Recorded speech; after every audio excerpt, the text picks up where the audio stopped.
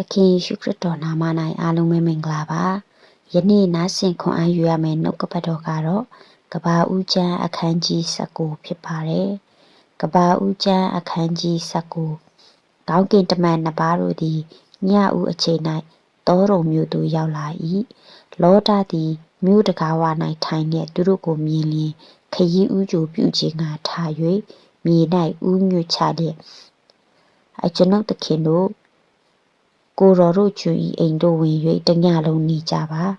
ခြေကိုစီးကြပါနက်နက်စောစောထ၍ကြွသွားကြပါလောဟုဆိုလေ၏ကောင်းကင်တမန်တို့ကငါတို့သည်မဝင်တညလုံးလမ်း၌နေတော့မည်ဟုဆိုတော်လေ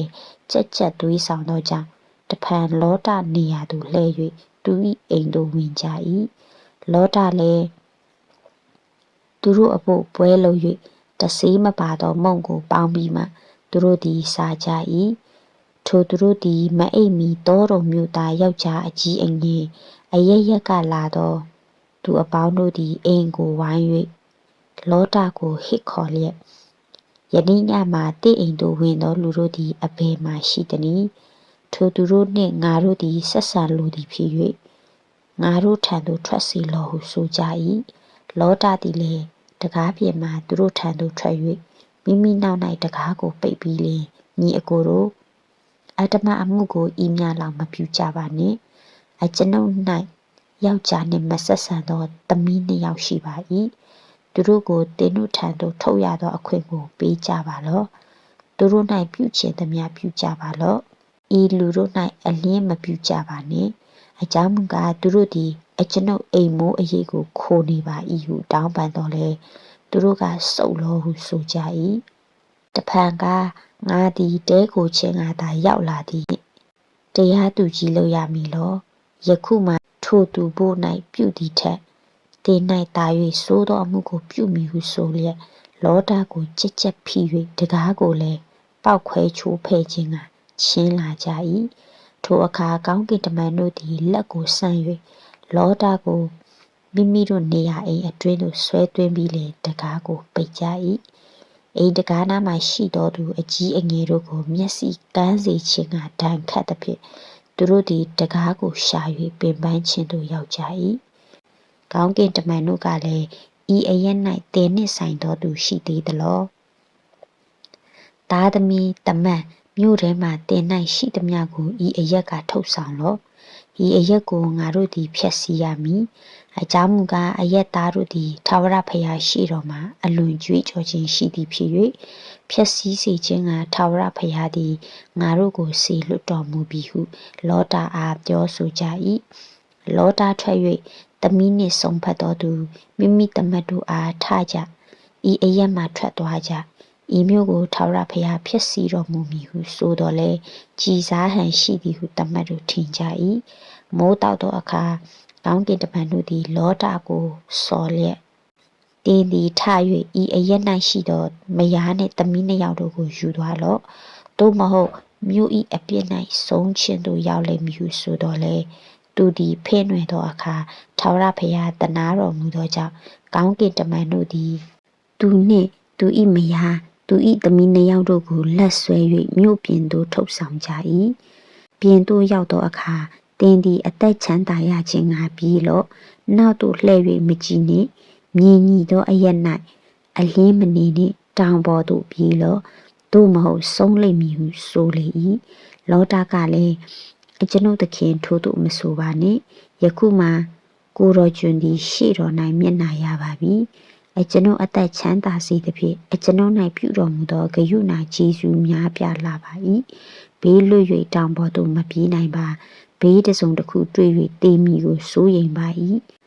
ကြည်ပါထိုမြို့နီးပါ၏ပြေးတာပါ၏ငယ်သောမြို့လည်းဖြစ်ပါ၏ဘေးလွတ်၍ထိုအရက်သို့ပြေးပါရစေထိုမြို့သည်ငယ်သောမြို့မဟုတ်လောတို့ပြီးလျင်အသက်ချမ်းသာရပါမည်ဟုရှောက်ဆို၏ထိုသူကလည်းကြည်ပါဤအမှုအရာ၌လည်းတင်းဤစကားကိုငါနားထောင်စေခြင်းကထိုမြို့အတွက်တောင်းပန်သောကြောင့်ငါမဖြစ်စီဘေးလွတ်ခြင်းကထိုမြို့သို့အလင်းအမြန်ပြေးလော့ထိုမြို့သို့မရောက်မီငါသည်အဘယ်အမှုကိုမျှမပြုနိုင်ဟုဆိုလေ၏ထို့ကြောင့်ထိုမြို့ကိုဇောရမြို့ဟုသမုတ်ကြ၏ လောဒသည်ဇောရမြို့သို့ဝင်သောအခါမြေကြီးပေါ်မှနေထွက်ခြင်းဖြစ်သည်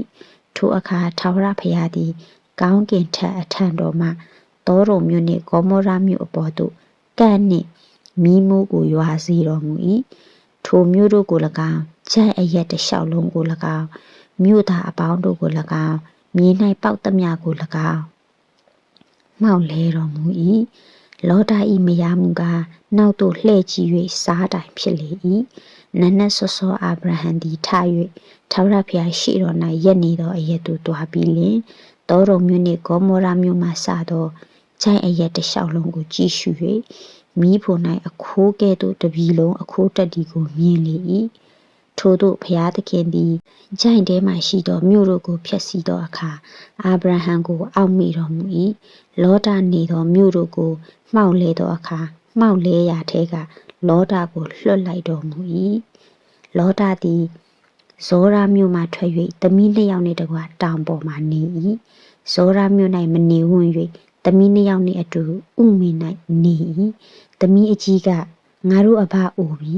မြေကြီးသားအပေါင်းတို့၏ဘာသာအတိုင်းငါတို့ထံသို့ဝင်ရသောယောက်ျားတစ်ယောက်မျှမြေပေါ်မှာမရှိလာကြ